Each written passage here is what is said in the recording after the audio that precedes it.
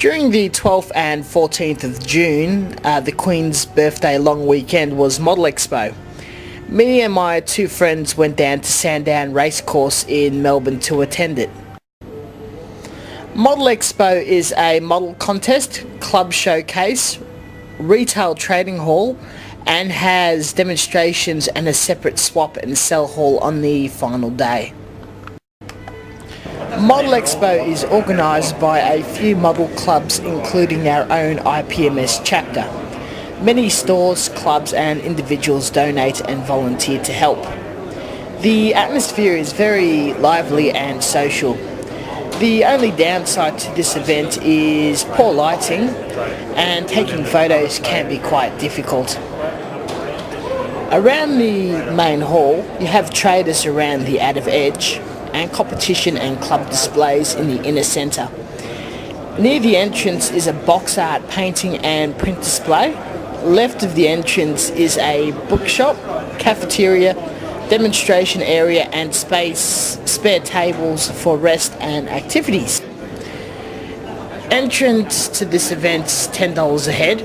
Family tickets or weekend passes around $20. I think pensioners and children do get a discount, but as a competitor you only pay $5 for your first model and $2 for every other models until it reaches 5 models. Every other model's for free, so that covers the entire weekend entry. So if you just even enter one lonely model that's not even built too well, you get in a lot cheaper than if you pay just as a spectator.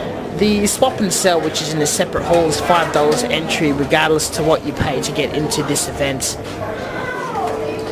The traders mostly sell model kits and specialist tools and high-end products that are quite hard to get here and from all over the country. If you're waiting for a certain tool or a product that you can't buy locally, the best time is to buy it at this show. And when you wait for near the end of the day, most of the time a lot of the interstate traders throw on huge specials so they don't have to travel back to their own store with a lot of stock. This is good to keep in mind. Some of the traders are specialty tool people. They've got special files or sculpting tools. Others are casting suppliers, small jewelry like power tools, and again mostly model stuff. The competition side is divided by many categories. You've got your juniors, intermediate and seniors, divided by age groups. The juniors and intermediates have a few categories which are rough, like aircraft, vehicles, science fiction, miscellaneous, but in the adult division, due to the vast number of models, they're normally divided up into much narrow ranges, like jet planes or propeller planes, normally divided by scale, like above or below 1 to 72nd or 48th. You've got science fiction, miscellaneous, ships, figures, planes, tanks, military, civil, you name it.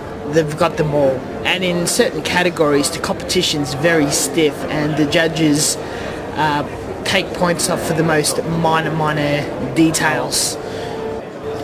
There is a little controversial talk about the method of judging. I believe the actual organisers are allowed to, and judges are allowed to enter the competition, but they rule them out by you're not allowed to judge in the category you're in or friends that you're in. So if you're only in for fun, that shouldn't be a problem to you, but some people can be rubbed up the wrong way about it.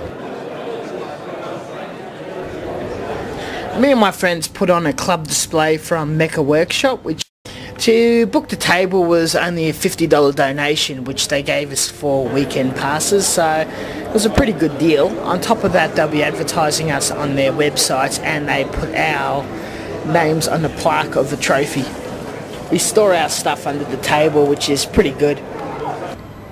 I've entered 2 models, the SDBBVO and a small wargaming figure, I don't know what it is.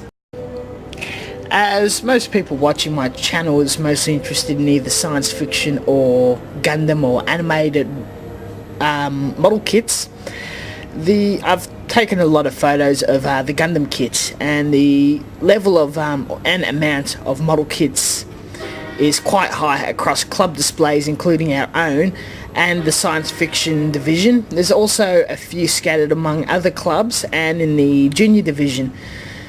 The quality is absolutely fantastic for a country of our population. I've also taken pictures of other science fiction models and models that are quite interesting to me. This was a really enjoyable weekend for me and my friends. Even if you do come by yourself, because sometimes I was alone, you're able to approach most people, particularly people wearing club t-shirts.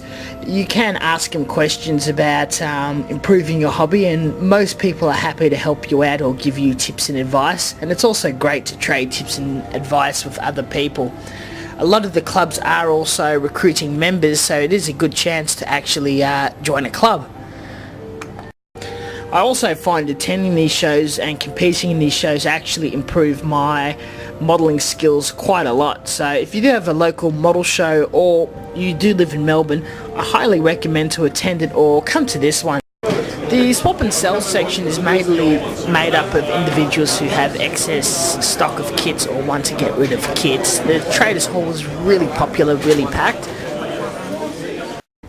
The demonstrations were fantastic, ranging from using MIG production weathering pigment to basic modelling.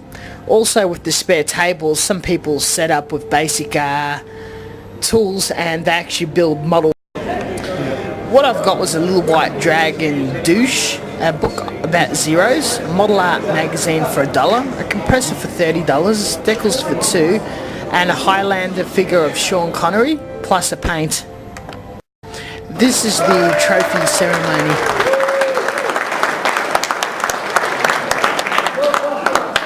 Alright, now we move on to the big ones, the special award. Not to say that the competition was sponsored by... Thank you for watching, and until next time.